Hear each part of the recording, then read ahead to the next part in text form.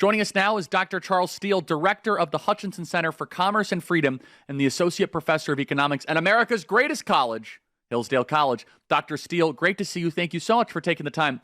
Dr. Steele, you are also the one that did the Understanding Capitalism course, which is wonderful, that people should check out at charlieforhillsdale.com. Dr. Steele, I want to talk to you about Mamdani. Let's just address one of his ideas. Why would freezing the rent and having government-run grocery stores in New York City be a bad economic idea? Dr. Steele. Well, thank you very much for the kind words about Hillsdale. We're striving to be the best college in the world, and we're going to do that. Yes. We may be there now. So this is an excellent question. I think people really need to understand what socialism is and how it works. Really, it doesn't work. And understand the importance of capitalism and the free enterprise system. So you're asking about rent control. Rent control prevents owners of properties from being able to maintain them. It limits the amount of property that will be made available. It stops building, and it creates shortages. That's also true of any kind of price controls that hold prices down, attempt to hold prices down. They don't actually do that. They simply create shortages. And then the property will be allocated in some other way. Grocery stores, government grocery stores. I lived in the former Soviet Union. I also lived in communist China for a short time.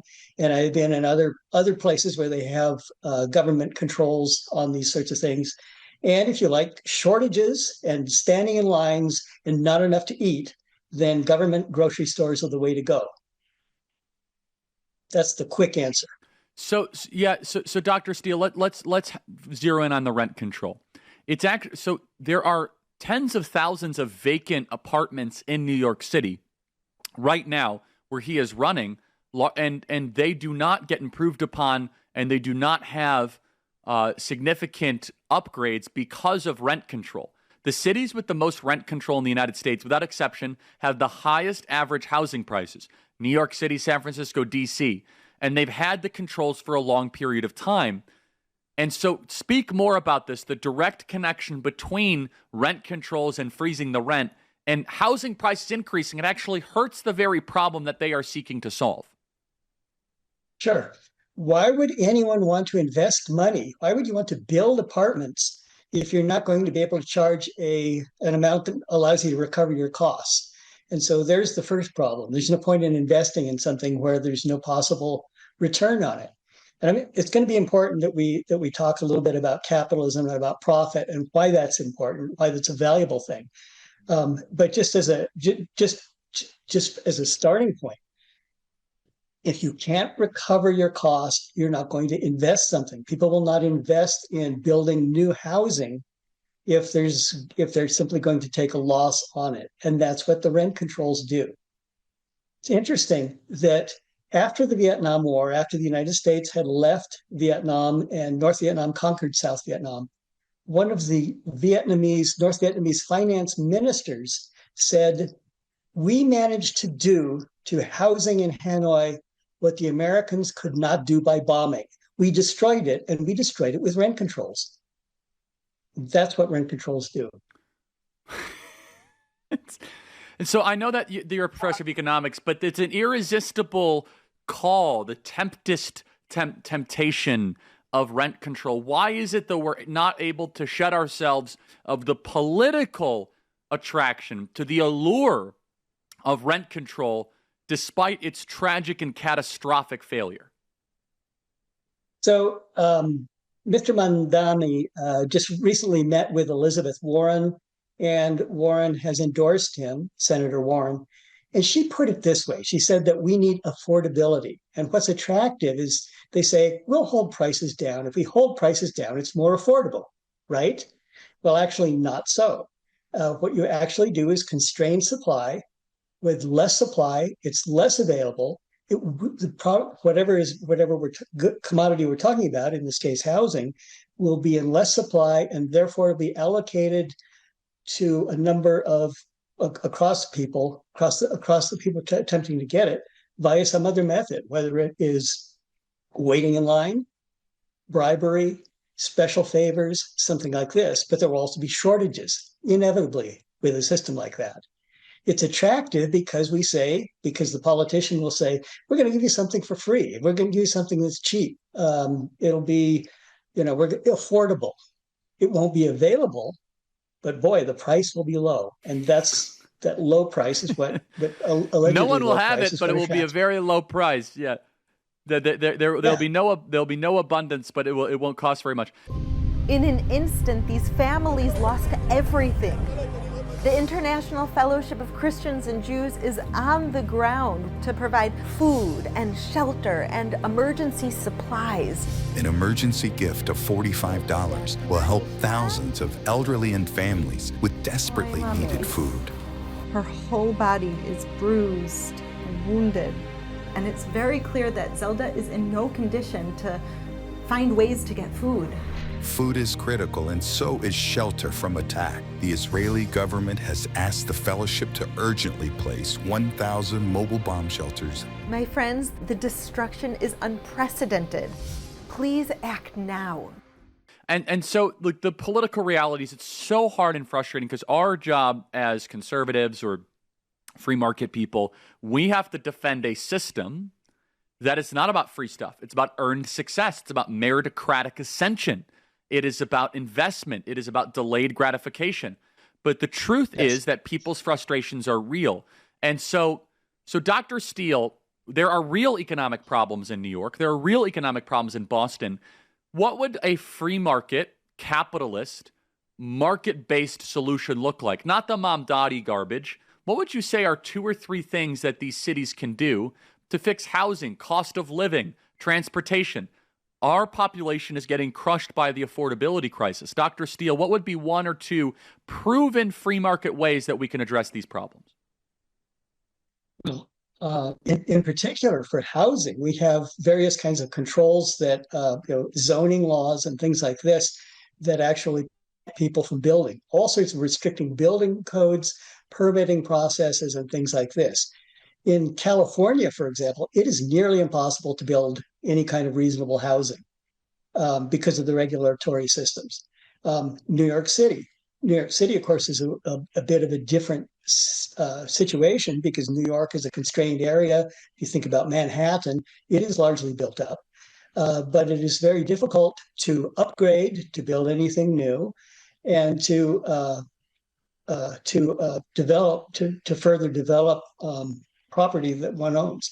This is why you have parts of New York City which are basically just slums and have been left abandoned because nobody can afford to put anything into them to build them. So one of the first things I would do is get rid of the housing regulations and the building regulations and the various kinds of environmental rules also, which don't actually help the environment, but do block any kind of development.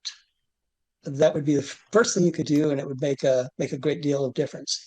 Another thing would be to just decontrol prices. That's a big deal, and certainly in New York City, they have rent controls. It's interesting. A nice example of this.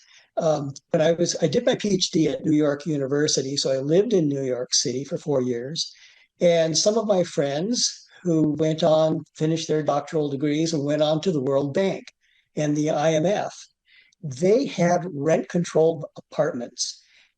I believe they still have them. Once you have a rent-controlled apartment, it's a plum thing to have. And so these are wealthy people, friends. That's right. Friends of mine, nice people. But boy, you don't want to get rid of those things. Those in LA, so the rent controls in LA, are helping. That's exactly right. Well-connected. That's people. right. Once you have them, it's a luxury item that you do not want to get rid of. And in LA, you get a rent-controlled apartment. Some of these people are making $200,000, $300,000, $500,000 a year in a rent-controlled apartment, and they just, they say, we're not giving that up. Let's play a piece of tape here. Let's go. I want you to respond to the Democratic message of government-run grocery stores. 319. When someone stands up and says, I will lead this city by making it more affordable, and here are my plans. real plans, plans to deliver on childcare, plans to deliver on housing, plans to deliver. We're going to experiment. We're going to try things on groceries. That is the Democratic message. That is the Democratic message. And this sounds like Marxist ideology and the grocery store thing. So let's say that there are city-run groceries. What would the result of that be? I know you touched on it earlier, but let's go deeper. Well, it's interesting that Elizabeth Warren says they want to run experiments. These experiments have been run in the Soviet Union and other communist countries. And they're not going to get a different result here when they try this. What are the results of a government-run grocery store? First of all, low quality, poor service, and shortages. And you get that because, first of all, and this is a really important point, under capitalism, it's important to make a profit. That's what keeps you in business. If you don't make a profit, then you're taking losses and your operations are shut down. But what's a profit? What does that mean? What it means is you're taking resources, inputs, and you're creating something that was more valuable to consumers than you started with. And the difference is profit. And that's a good thing. That's a sign that you have created value. Yes. You have an incentive to hold costs down and to provide quality. Now, under a socialist system or a government system, there's no incentive to control costs. And in a government supermarket, government grocery store, no incentive, no price signal that's you don't have a profit and loss signal. So no incentive to keep costs down. But at the same time, quality doesn't matter because it's a government store. They don't need to earn a profit. So they just do whatever is convenient for the people working there. Hugo Chavez, the communist who became dictator of Venezuela, imposed price controls on groceries and everything in supermarkets. Shortages necessarily develop then because if you can't cover the cost of the goods, they're not going to be on the shelves. He then used that when the shortages emerged as an excuse to nationalize the grocery stores, take them over.